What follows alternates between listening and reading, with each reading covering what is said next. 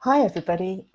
It seems like already the cough and cold season is underway. So I thought this year, rather than keep replying to individual queries, that I would actually record a live video which hopefully will answer everybody's questions. Having moved the microphone, I realised that I've actually highlighted a scar that I've got here. Please don't worry. Those of you who don't know, I took a tumble at a conference last week and threw myself onto the edge of a table and split my chin, which needed some stitches, which the RVI hospital in Newcastle were very great at doing, and in time to get me back on my flight home again. But anyway, back to coughs, colds, and sore throats. I think we need to remember that the average adult gets 2 to 4 colds every year. But those of us who have children who are at school or preschool, or currently at the moment university students, will actually often catch far more than that because they're coming into contact with different germs for the first time, and they bring those home and carefully share them with us, which is so kind of them. Flu is very different and usually only strikes once a year, which is why we can have the vaccination.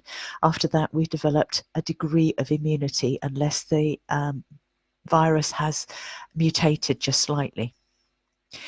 So the symptoms of a cold, we all know them really well, but I think it's useful to just run through them, are a blocked or a runny nose, sore throat, headaches, aching, coughing, sneezing, maybe a slightly raised temperature, and you get pressure in your ears and in your nose, and quite often a loss of taste of scent, loss of taste and smell.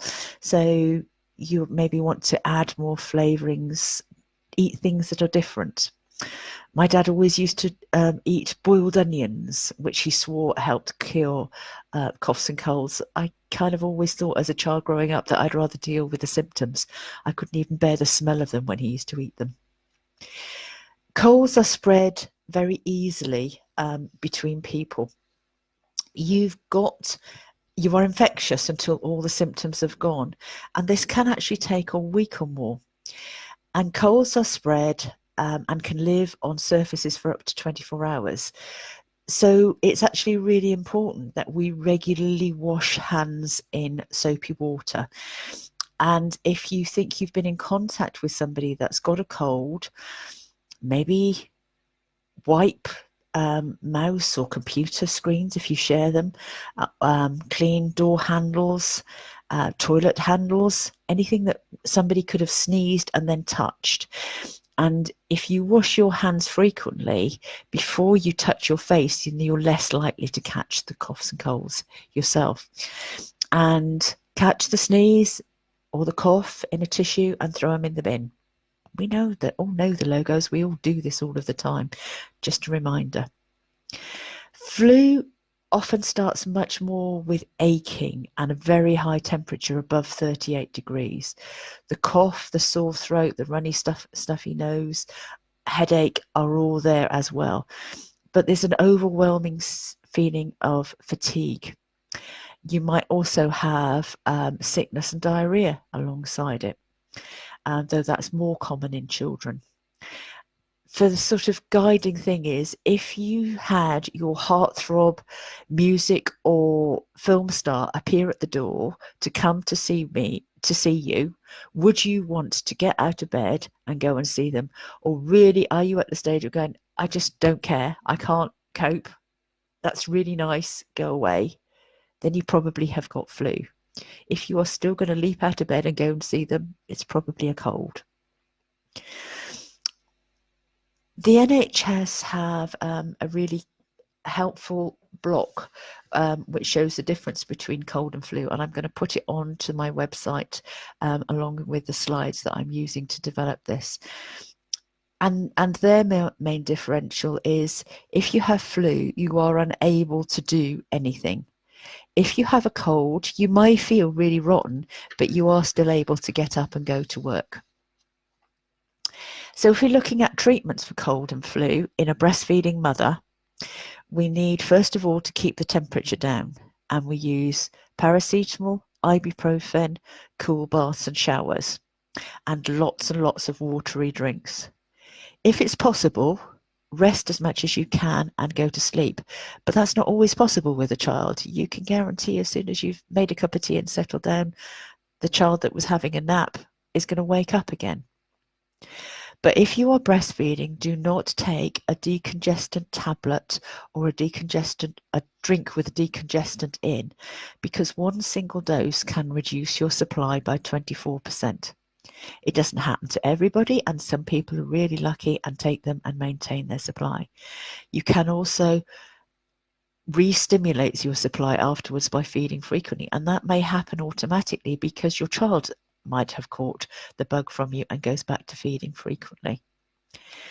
Inhaling with steam and using saline or decongestant drops or spray is absolutely fine and will not affect the milk supply.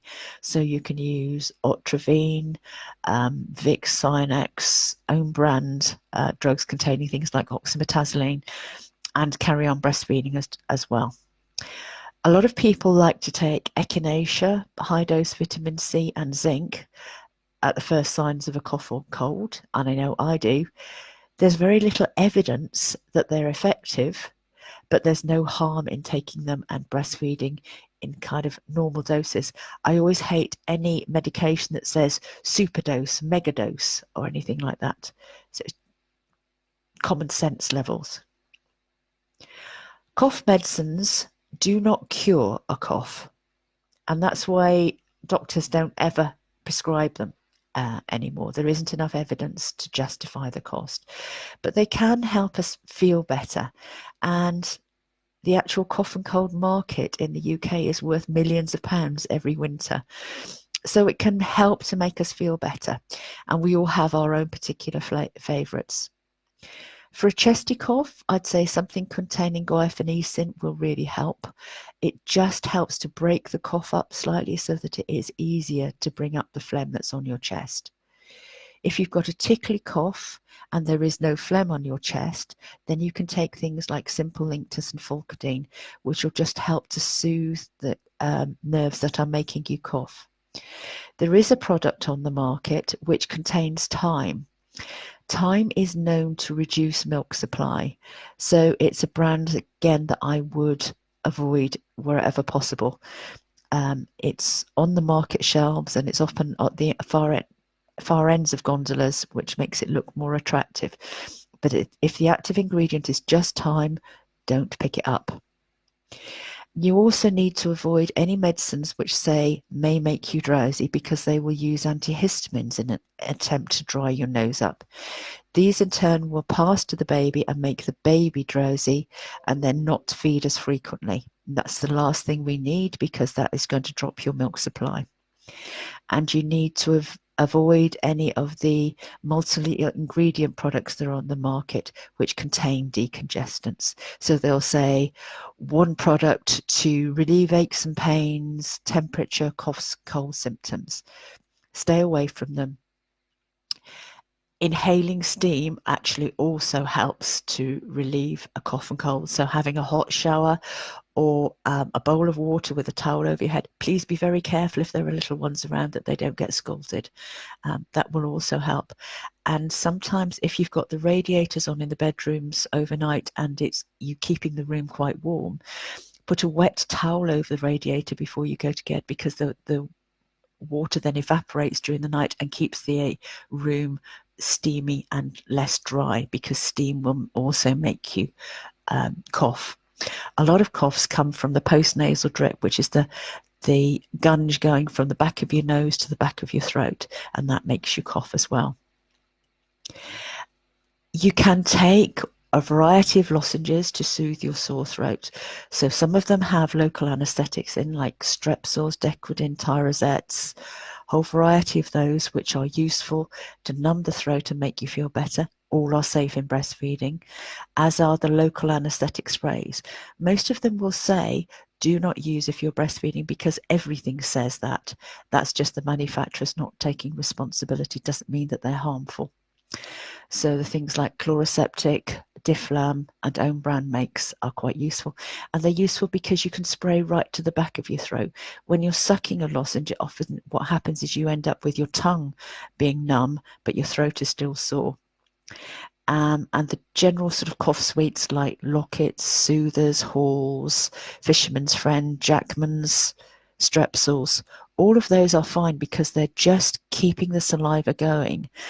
So even sucking things like marshmallows or any kind of sweets that you enjoy will help as well, just because you're keeping the saliva going, keeping your throat moist.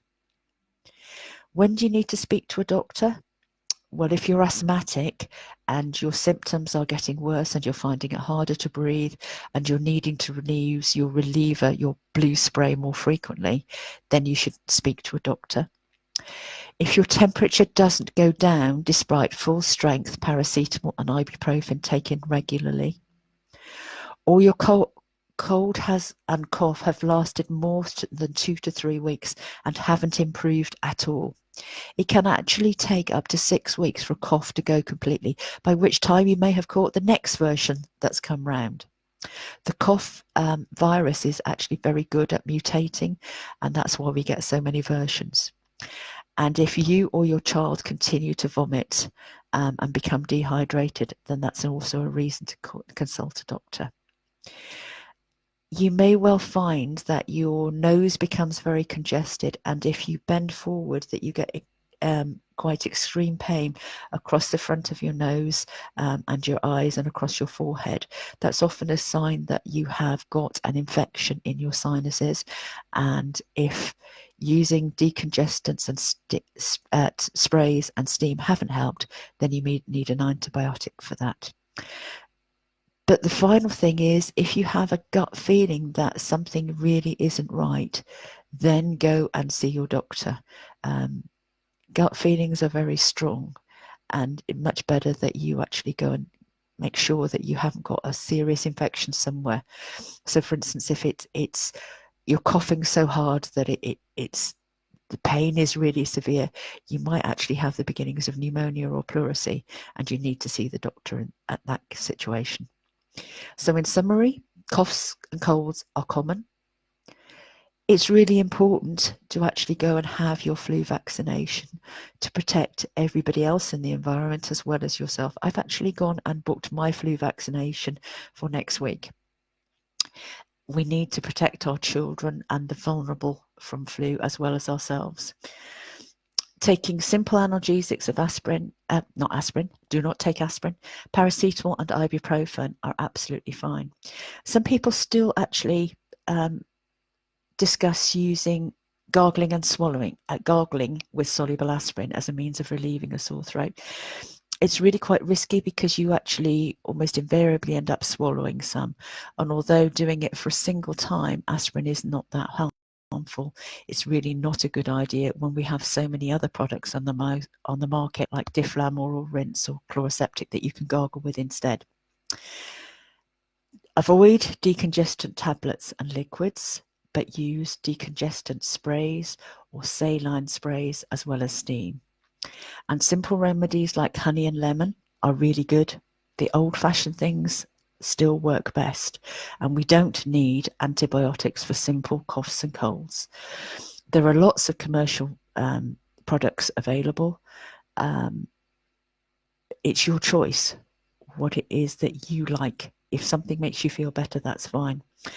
But the final thing is, if both you and your baby or toddler have coughs and colds at the same time, then you can both have full strength paracetamol and ibuprofen and carry on breastfeeding. Not enough passes through breast milk, so you will be able to take the full dose as well. So I'm having a question on the side here. Is it worry about baby not being able to breathe when he's bunged up? Babies are actually born with their nostrils further apart than ours. They actually look as if their noses are spread so that they can feed at the breast. But sometimes they will come off and because they can't breathe. So you can have things like nasal decongestors that suck the mucus out. Tickling their nose with a feather also does the same thing. or you can use saline washes to get the mucus from their nose.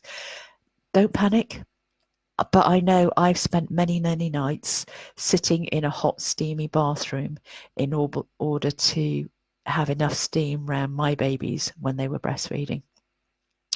I'm going to put these slides onto my website, www.breastfeeding-and-medication.co.uk, together with a link to this presentation.